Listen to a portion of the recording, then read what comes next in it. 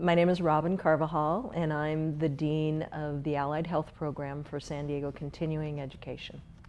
And I'm here to talk to you today about the administrative perspective of running an integrated education and training program, and specifically highlighting an IBEST program, although I'm also familiar with vessel cluster and vessel specific classes, as well as what an alternating teacher model looks like. Some of the benefits, I think, of running a program of that nature is that the instructor, whether it be one instructor in a classroom or two instructors in the same classroom, have an opportunity to analyze the curriculum and, in a sense, pick apart the underlying basic skills elements that are critical for anyone who is studying a specific content area, be it nurse assistant training or personal caregiving. Take a look at what are the underlying reading and writing and math skills that are critical in order for a student to effectively learn the skill and content area that exists in those career areas. So the benefit is really the fact that those basic skills can be focused on, extracted, delineated, and then after that extraction has gone on between the two teachers, usually the basic skills teacher having a greater ability to recognize what those basic skills are, but they need the content instructor, the career instructor, to be able to lay out the essence of what the subject area is. So together they create the curriculum. And then it's really the integration of that curriculum. That's really the way it is. I think from an institutional standpoint, it has the opportunity to have IBEST classes in particular, where two departments, in essence, are working together, the basic skills department and the career technical education area, has helped tremendously to inform both departments about the subject matter that is so critical in each. It has helped instructors on both sides of the fence understand what the students' challenges are. So it has given creative ways to be able to teach more effectively to those learning challenges. It's definitely enriched the students' experience by encouraging referral to other resources within our institution. For example, we have, just as a standard now in our nurse assistant training class, if we know that a student lacks computer skills, then we refer them to our business information technology labs. If we know that a student is really challenged by math skills, and we know that that student is interested in going on or just in functioning well in the nurse assistant training, we refer them to the learning lab. And so I think that having the IBEST model in place has definitely supported and developed that cross-fertilization, cross-usage of resources, enriched it tremendously in our organization. Vessel cluster is more cost-effective on the actual direct instructional end of it. However, in order to get to a vessel cluster class, an awful lot of curriculum development has to go on, or pre-work has to go on, in order to bring together all the separate, discrete content areas, instructional areas. iBest, it's more expensive to deliver because you're literally paying 2 teachers to be in the classroom at the same time. And it's also less diverse in terms of being able to prepare people for multiple career areas. With the cluster vessel, you know, you have an opportunity to prepare someone to be a welder, another person to be a nurse assistant, someone else to be a machine technician, or whatever the technical area is, in the same classroom. So you really have a lot more flexibility in that sense. But once again, then the downside of that is it's not as hands-on. In an iBest classroom, the opportunities are much more immediate, hands-on application. And so we all know, all the research says that adults learn much more effectively when they are when they're able to apply what they're learning, when they're learning something that their motivation is employment or ongoing career opportunities. I think that if you look big picture, that overall what you're able to do by using IET programs is move people through a developmental path towards preparing them for a job more quickly, in a more focused fashion, which in essence saves money. Right. So to be able to get them into a career path area before their basic skills are necessarily at the minimal level that is traditionally required for that career area, begins to create bridges for them, expose them to this career opportunity that they might not have gone down, and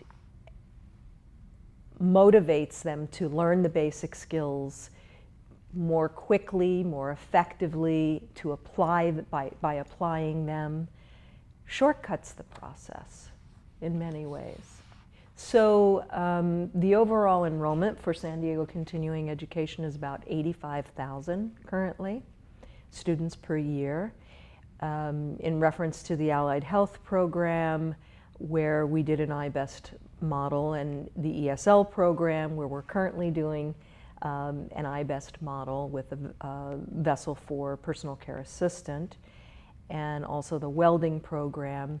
In those examples, the Allied Health Program, the nursing program, is actually the smallest program within continuing education.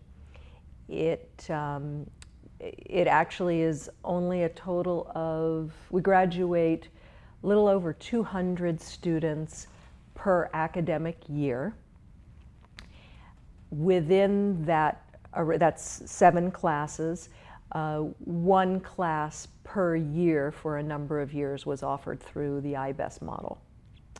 So that amounted to about 30 students. In the Vessel for Personal Care Assistant, we've been offering that now for, I believe we're in our 3rd year, and we only offer 1 class per semester, and we have anywhere from 35 to 40 students that complete that. So we would have about 60 to 70 graduates of that IBEST program. And then that positions them well to move into the nurse assistant training program. So it really creates a beautiful bridge for that. When I wrote the grant for the ARA-funded project, we selected IBEST because, for multiple reasons. Our school was already on a path, continuing education through the leadership of Dr. Anthony Beebe, was already on a path to begin to implement various IBEST pilots. And within the allied health field, the program chair, Kathy Campbell, had already put forth a strong desire and demonstrated a need for nurse assistant students to have an IBEST program because of the way they were performing on the test of essential academic skills, which is a test that is used for entrance into the nursing program over at City College. So there were all kinds of, the setting was right for it. We simply needed some additional funding to be able to put 2 teachers in the same classroom and to work on curriculum development ahead of time and to reward or appropriately compensate instructors for the additional coordination time and curriculum development time that it took to put together the model. First of all, when you get started in it, there are many things to consider from a development standpoint, from a scheduling standpoint, from a budgeting standpoint.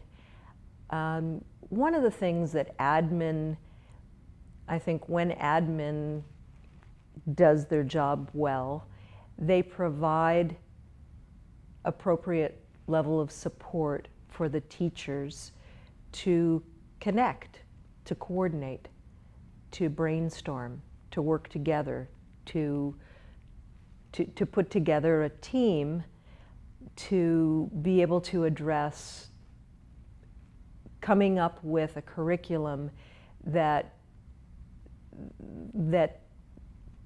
takes a content area and extracts the basic skills and puts it into a functional context that is a realistic functional text and that flows. That requires so much coordination.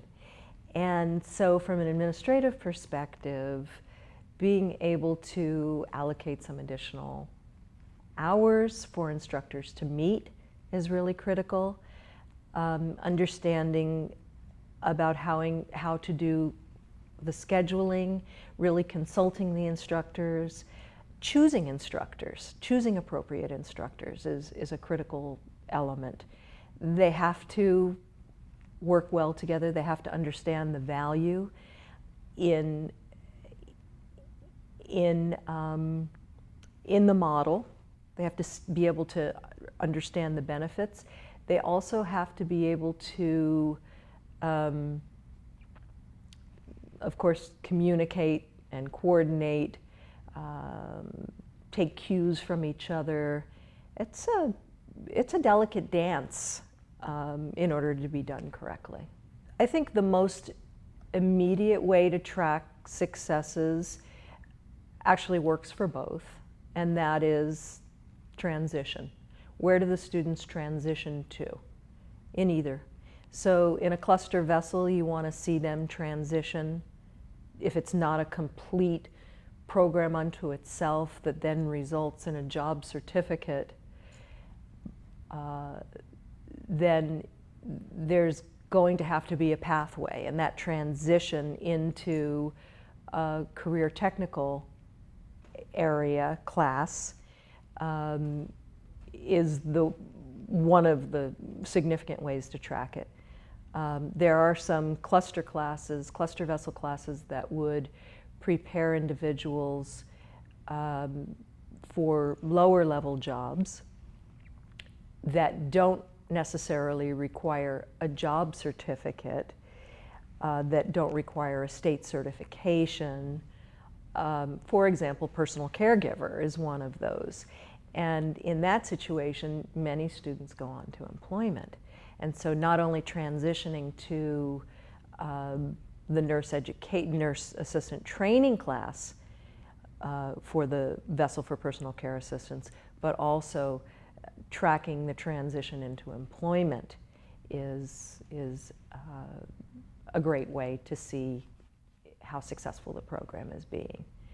So in the situation with the iBest for nurse assistant training, then tracking the transition over to specifically City College or to another institution, Grossmont Health career occupations, to see if they've gone on into nurse assistant or nursing training, LVN program or RN program, is a significant way, as well as tracking employment. And it's always a challenge to track students, and we're branching out and using different means to do that. Facebook and social media is one of those ways that we are trying to remain in contact with our students. If your goal is to track success, and I encourage everyone to think about and document success, particularly in this time of tight budgets, and also in this time when going for outside external funding, you always need to have evidence of why your model is worth funding. One of the critical pieces in being able to track success is to identify before you start the program, what does success look like? How will I know when this program is successful? You really have to put your heads together, look at it from multiple perspectives, from the administrative perspective, from meaning take into consideration the big picture and what the strategic priorities are and the mission of the institution. Work with the instructional staff to determine from a grading or from a testing perspective what is success. From the student perspective, what is it how will they know if it meets their goals? So really looking at it from multiple perspectives and selecting that criteria, and then looking for ways to track it, to measure it, that's critical in determining program success. I think very often we forget how important it is. You know, it's always important to have the end in sight when you design something. And, you know, we all know that, but I think we're always in a rush to get something off the ground that we forget to make time for those important pre-steps, pre-planning steps, and then to monitor it throughout.